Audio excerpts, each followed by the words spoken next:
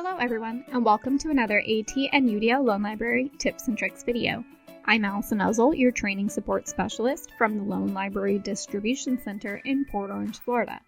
Today, I'm going to show you how to use Microsoft Word Dictation. This is a simple built-in tool in your Microsoft Online and desktop application.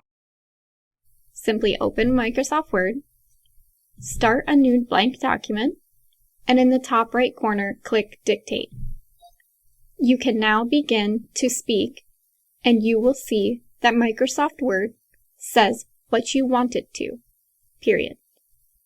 To end a sentence, make sure to end with the punctuation desired. Exclamation point.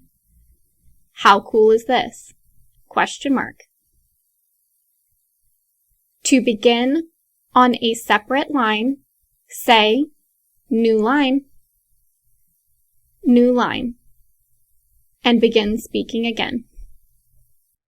This is an example of a quick and easy tool that your student can use anytime and on any device. Thanks again for joining us on another AT and UDL tips and trick video. Please be sure to check out our website every Tuesday for new content uploads.